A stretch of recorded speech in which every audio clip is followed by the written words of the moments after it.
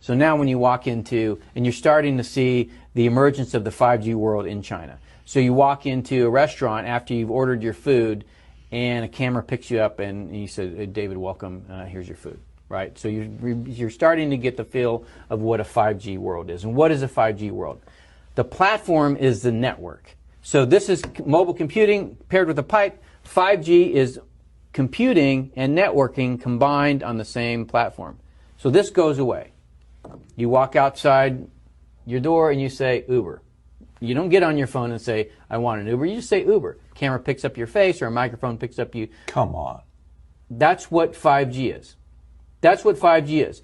And then the Uber shows up. There's a camera on the car that sees you, knows who you are, don't have to ask you your name. You get in and you go to wherever you want. You get out and you go do whatever you want. So in this world, in the 4G world, this is a platform. It's yours, right?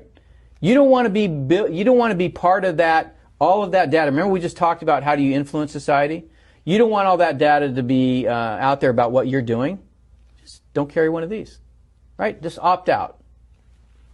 In a 5G world, you cannot opt out. Who owns the data? This, you could conceivably say, you lease the data on here you own. If you're getting Google services, you don't own that data. But in the 5G world, not only can you not opt out because it's built around the city, it's not in your phone anymore. Not only can you not opt out, you don't know who owns the data. Everything that you do can be watched. And for every person by 2022, there's going to be, there's 2 cameras for every person. There's two people for every camera in China by 2022. They have 1 billion right now on surveillance. Right, a billion cameras in China right now. With artificial intelligence for facial recognition, right? So all of this is getting built right now in China. And who's helping them do it? Microsoft, Google, right? All of these companies that want to deploy this world into our country. So Baidu, Alibaba, and Tencent. That's where the world goes. It goes from 2007, AT&T, GE, and Microsoft to the FANGs to the BATs, right? Who owns the pipes? Me as a B2 guy, the first thing I look at in the country is where's the telecommunications. You've got to take that out, number one.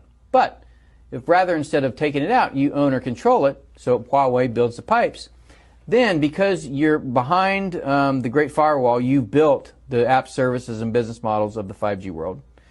And you're, like I said, you're already starting to see that. You know, where your facial recognition is built into your interaction when you go into a restaurant, or when you go into a store, or when you go into a bank. You know, everything's about, you know, the device is connected.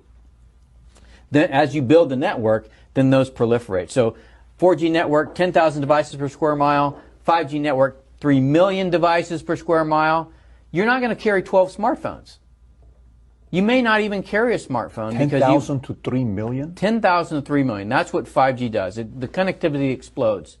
Right? So that allows you to put devices literally everywhere that can make your life more convenient or can track you.